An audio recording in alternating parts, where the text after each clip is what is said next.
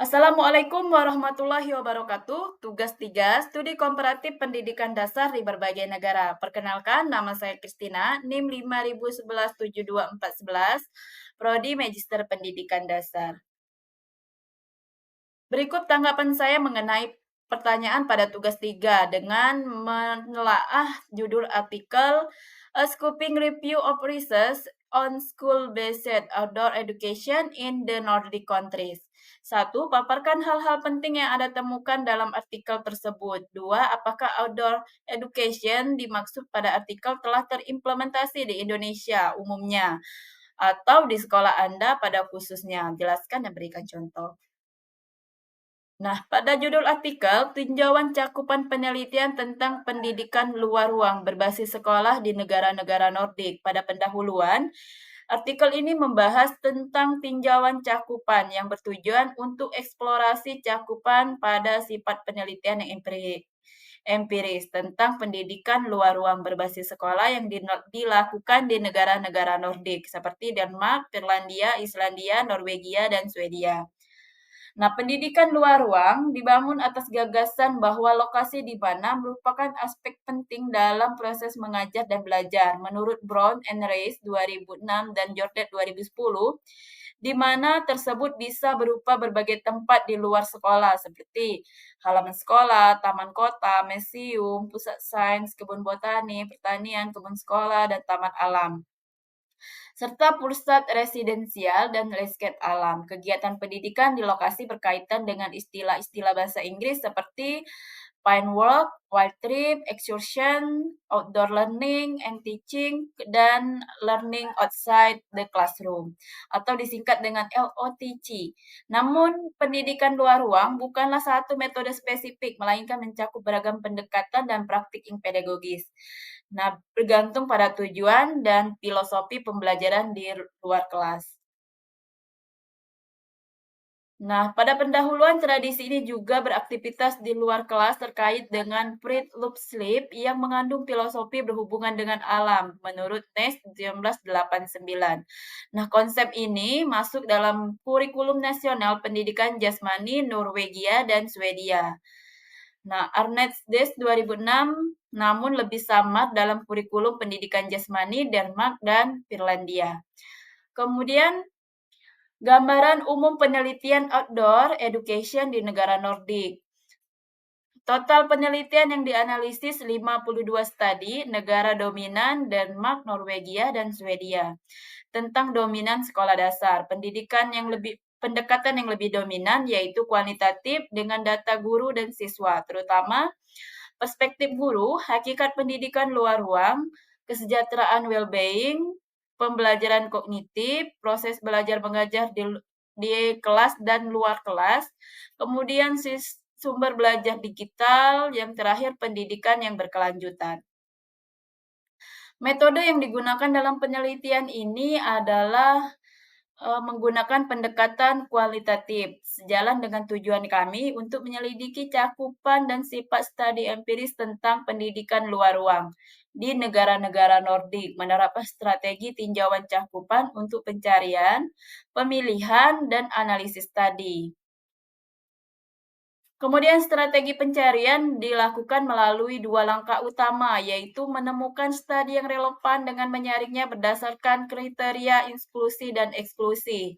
Pada tahap awal, penulis menggunakan dua string pencarian, yaitu berbahasa Inggris dan bahasa-bahasa Nordik.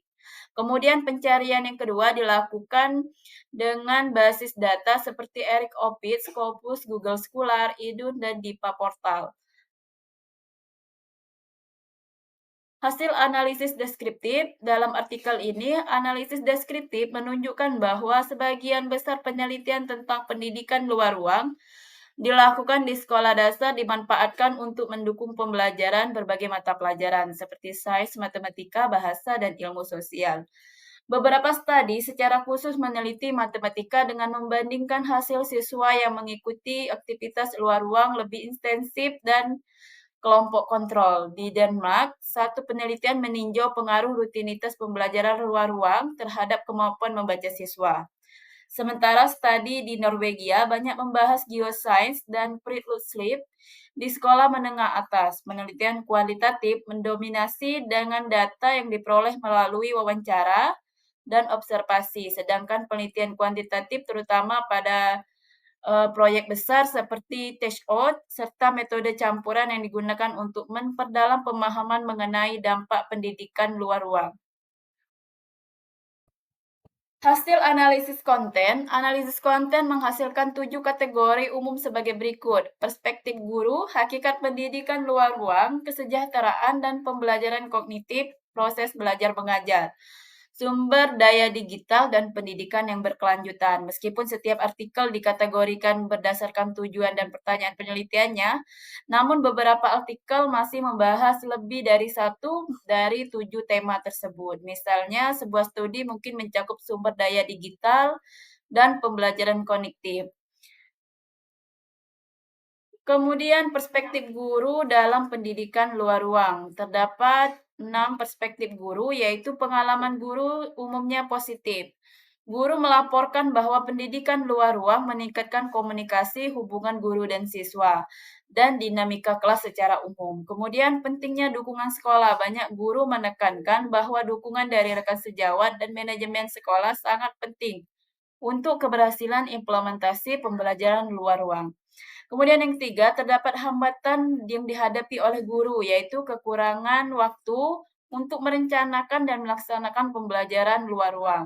Kemudian yang kedua, kekhawatiran mengenai keselamatan siswa ketika berada di luar ruang kelas. Kemudian yang keempat, fokus keselamatan pada praktik Friluftsliv dalam konteksnya yaitu aktivitas alam yang lebih menantang seperti hiking, kano, ski, maupun bermalam di alam. Nah, keselamatan menjadi isu utama karena adanya insiden kecelakaan atau hampir kecelakaan. Kemudian yang kelima, penurunan keterampilan Friluftsliv siswa. Kondisi ini membuat guru cenderung menghindari kegiatan yang menantang atau karena resiko yang meningkat. Kemudian yang keenam, hambatan selain resiko. Di Swedia, hambatan lain bagi praktik Friluftsliv yaitu di sekolah adalah keterbatasan waktu dan lokasi yang sesuai dengan kegiatan luar ruang. Selanjutnya, hakikat nurture of outdoor education. Terdapat 4 hakikat, yaitu outdoor education dipandang sebagai praktik ideal dengan landasan teoritis yang kuat. Pendidikan luar ruang dipandang sebagai lingkungan belajar yang tidak terprediksi dan berpusat pada siswa. Kemudian yang ketiga, perspektif siswa outdoor education menyediakan kemudahan pembelajaran dan rekreasi. Yang keempat, Friluftsliv memperkaya hakikat pendidikan luar ruang dan mendukung keberlanjutan. Kesejahteraan siswa atau well-being.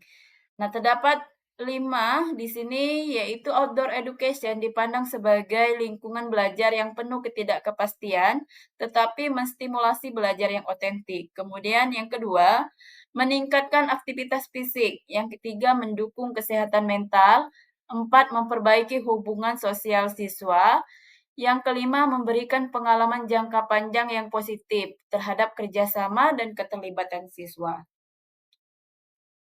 Pembelajaran kognitif dalam pendidikan luar ruang. Terdapat 5 dalam pembelajaran kognitif, yaitu satu, sebagian besar studi menunjukkan bahwa pendidikan luar ruang berdampak positif pada pembelajaran kognitif siswa.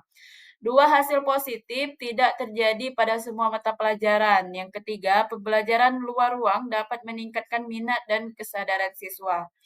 Yang keempat, studi kualitatif menunjukkan manfaat tambahan seperti fokus, kolaborasi, dan pengalaman belajar yang menyenangkan. Terakhir, pengaturan dan struktur konten sangat mempengaruhi aktivitas belajar siswa. Sumber digital, satu, hanya sedikit studi terkait pemanfaatan teknologi. Yang kedua, dalam artikel ini ada 2 penemuan menjadi sumber digital, yaitu aplikasi mobile meningkatkan keterlibatan siswa dalam observasi tanaman. Yang ketiga, sumber digital dari organisasi tertentu kurang menekankan perspektif ekologi. Proses mengajar dan belajar di kelas dan luar ruang. Penelitian di Norwegia menunjukkan tidak selalu ada keterpaduan antara kegiatan kelas yang ada di dalam kelas dan kegiatan di luar ruang. Kemudian keberhasilan belajar sangat bergantung pada kualitas rancangan pembelajaran. Diperlukan kesinambungan antara persiapan di kelas, aktivitas luar kelas, dan tindak lanjut di dalam kelas. Kemudian pendidikan berkelanjutan. Dua studi menunjukkan bahwa pendidikan di luar ruangan memiliki peran penting untuk mendukung keberlanjutan. Menurut Garbelson dan Karsanger 2018 menemukan bahwa lingkungan luar menawarkan pembelajaran yang otentik. Nah, di sini sehingga memperkuat pendidikan untuk keberlanjutan di berbagai konteks sekolah. Outdoor education berkontribusi pada pembelajaran autentik, afektif, dan pengalaman langsung. Dua, menunjukkan pemahaman keberlanjutan yang lebih komprehensif ataupun menyeluruh. Diskusi dan kesimpulan. Tinjauan ini menunjukkan bahwa pendidikan luar ruangan merupakan bidang penelitian yang penting di negara-negara Nordik, terutama Denmark, Swedia, dan Norwegia. Mayoritas studi bersifat kualitatif, berfokus pada guru, sifat pendidikan luar ruang, dan kesejahteraan siswa.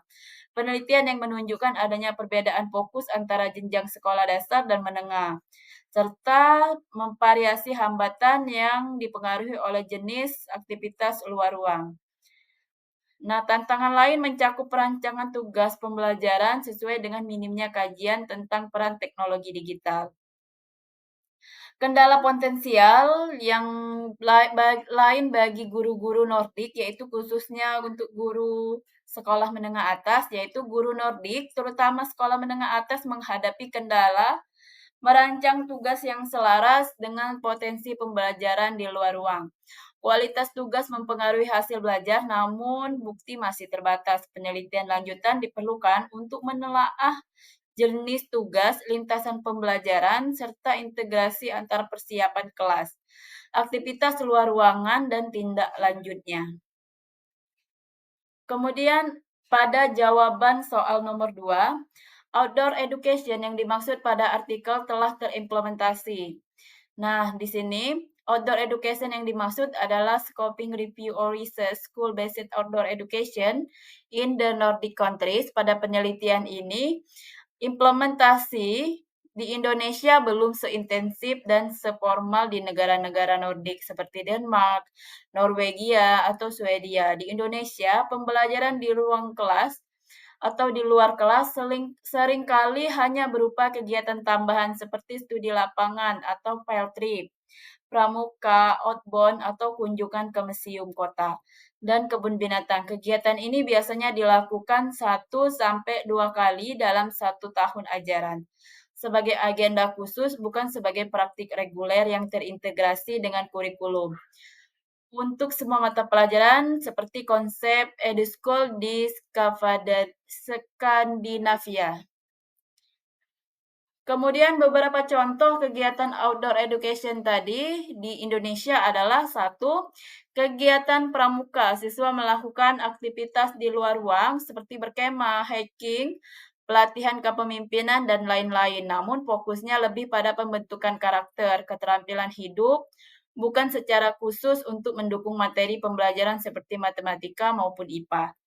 2, studi lapangan atau geografi, misalnya pembelajaran IPA dengan kunjungan ke sungai, mengamati ekosistem air, atau pembelajaran biologi ke kebun botanikal.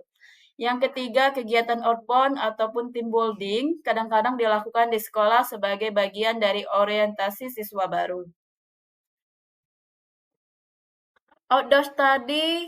Outdoor education sudah terimplementasi di sekolah saya. Sesuai dengan pengalaman saya di implementasinya masih terbatas, seperti kegiatan tanaman-tanaman, tanam menanam di kebun sekolah sebagai bagian dari pembelajaran biologi ataupun IPA. 2, siswa belajar matematika di luar kelas dengan menghitung pohon, mengukur panjang lapangan di sekolah, dan lain sebagainya. 3, siswa belajar Indonesia di luar ruangan, misalnya menulis deskripsi suasana taman sekolah, Maka kegiatan tersebut sudah termasuk dalam prinsip dasar outdoor education, walaupun belum seintensif yang dijelaskan dalam artikel. Kegiatan tersebut belum terintegrasi dalam kurikulum sesuai dengan teratur yang hanya bergantung pada inisiatif guru tertentu. Maka implement outdoor education belum maksimal seperti di negara-negara Nordik. Hanya itu yang dapat saya sampaikan. Saya ucapkan terima kasih atas perhatiannya.